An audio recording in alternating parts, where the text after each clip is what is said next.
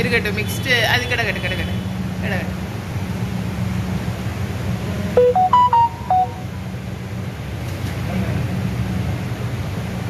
Hi மக்களே, welcome back to குமரிக்கெல்லா ஸ்பெஷலாக கோணத்தில் குழம்பு தான் பார்க்க போகிறோம். ஸோ அதுக்கு நான் வந்து எண்ணெய் ஊற்றிருக்கேன். எண்ணெய் ஊற்றி கருவேப்பிலை போட்டு சின்ன வெங்காயம் கொஞ்சம் பூண்டு கொஞ்சம் வதக்க போகிறேன். ஸோ வதக்கிறதுக்கு ஃபஸ்ட்டு வந்து உப்புக்கு முதலே போட்டோம் அப்படின்னா சீக்கிரமாக வதங்கிடும். ஸோ தேவையான உப்பு நான் போட்டுக்கிறேன். கல் உப்பு தான் நான் மோஸ்ட்லி ஆட் பண்ணுவேன். கல் உப்பு ஆட் பண்ணியாச்சு. அப்புறமா தேவையான பொருட்களில் பழைய புளி வந்து ஊற போட்டு வச்சுருக்கிறேன். ஒரு தக்காளி வந்து சாப் பண்ணி வச்சுருக்கிறேன். அதுக்கப்புறமா நாங்கள் வந்து மீன் குழம்புக்குன்னு தனியாக வந்து மசாலா வீட்டிலே ரெடி பண்ணி வச்சுருக்கோம். ஸோ இதில் எதுவுமே ஆட் பண்ண வேண்டாம். மிளகு, மல்லி, மஞ்சள் தூள், ஜீரகம் எல்லாமே ஆட் பண்ணி பொடிச்சு வச்சுருக்கோம். ஸோ இந்த ஒரு குழம்பு தான், இது தூள் தான் போட போகிறோம். வேறு எதுவுமே ஆட் பண்ண போகிறதில்ல. சிம்பிளான ஒரு ஃபிஷ் குழம்பு பார்த்துடலாமா? பழைய காலத்து ஸ்டைலில் பண்ண போகிறேன். ஸோ எங்கள் பாட்டி யூஸ் பண்ணுற மாதிரியே பண்ணி பார்ப்போம். ஆனால் பாட்டி ஸ்டைலில் வருமானு தெரில, இருந்தாலும் நான் ட்ரை பண்ணுறேன். மோஸ்ட்லி இந்த மாதிரி தான் அந்த காலத்தில் வந்து சிரட்டை தவி தான் யூஸ் பண்ணுவாங்க.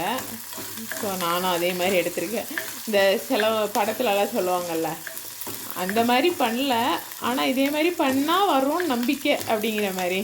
ஸோ நானும் அதே ஸ்டைலில் மண் சட்டி அப்புறம் சிரட்டை கரண்டி எல்லாம் வச்சு யூஸ் பண்ணி பார்ப்போம் எப்படி வருது அப்படின்னு சொல்லிட்டு.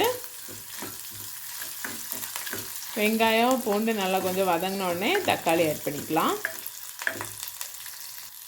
இப்போ வெங்காயம் பூண்டு நல்லா வதங்கிடுச்சு பாருங்கள், கலந்து வர ஸ்டேஜ் இதாகிட்டு. ஸோ இப்போ நான் வந்து தக்காளி ஆட் பண்ணுறேன். நறுக்கி வச்சிருந்த தக்காளி.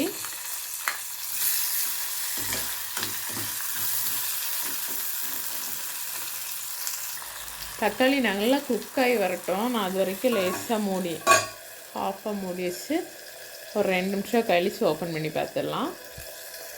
இப்போ வதங்கிடுச்சேன்னு பார்த்துடலாமா? நல்லா வதங்கிடுச்சு.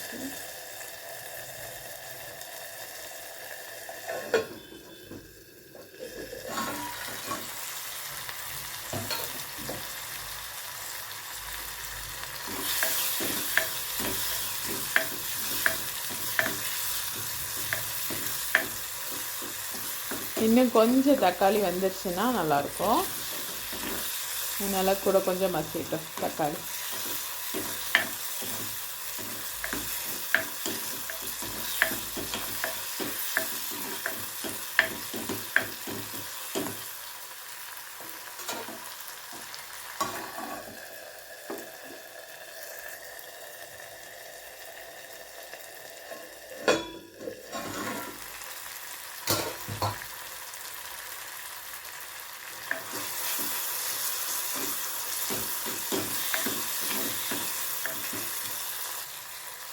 இப்போ ஓரளவுக்கு நல்லா வதங்கிச்சு.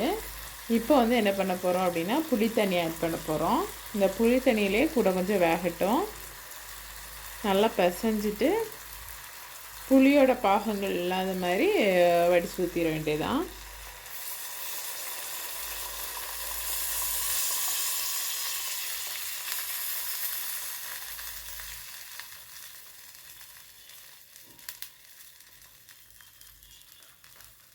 இது லேசாக கொதி வந்துடட்டும்.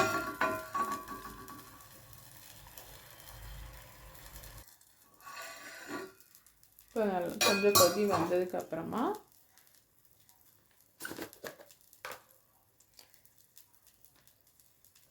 மீன் குழம்பு தூள் ஆட் பண்ண போகிறேன்.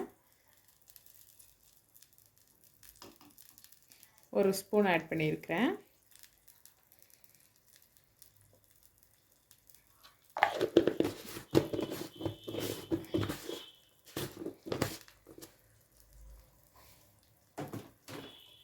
இப்போ நல்லா மிக்ஸ் பண்ணி விட்டுடலாம்.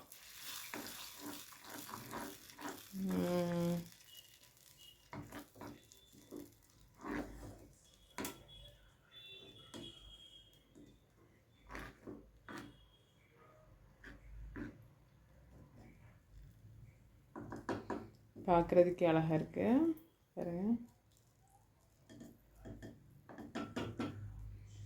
இதுக்கப்புறம் நம்ம வந்து மீன் ஆட் பண்ணிக்கலாம்.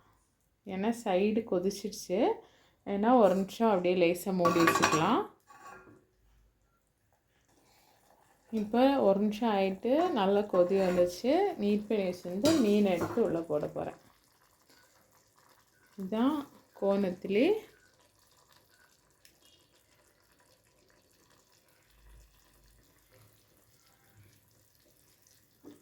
ஒரு வாட்டி லேசாக மீன் பொடியாமல் சைடு இது பண்ணி விட்டாவோ. மீனை பொறுத்தவரையில் ஒரு 5 நிமிஷத்துலேயே வெந்து குக் ஆயிரும். இந்த ஸ்டேஜில் நம்ம கொஞ்சம் ஒரு 2 நிமிஷத்துக்கு அப்புறம் எடுத்து உப்பு பார்த்துக்கலாம். பாருங்க, சூப்பர் எம்மியான ஒரு மீன் குழம்பு.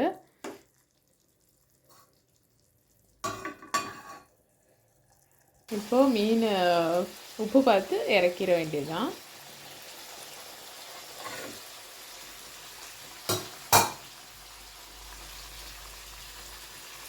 எம்மியான ஃபிஷ் குழம்பு பார்க்குறதுக்கே அவ்வளோ எம்மியாக இருக்குதா.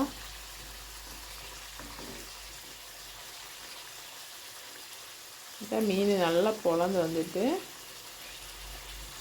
இந்த பகுதி வந்து நல்லா கீறி வந்தாலே வெந்துருச்சுன்னு தான் அர்த்தம்.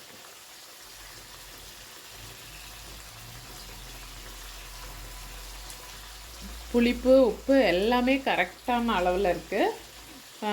ஸோ இவ்வளோதான். சிம்பிளான ஈஸியான பார்ட்டி ஸ்டைல் ஃபிஷ் குழம்பு ரெடி ஆகிட்டு. வாங்க சாப்பிட்லாம்.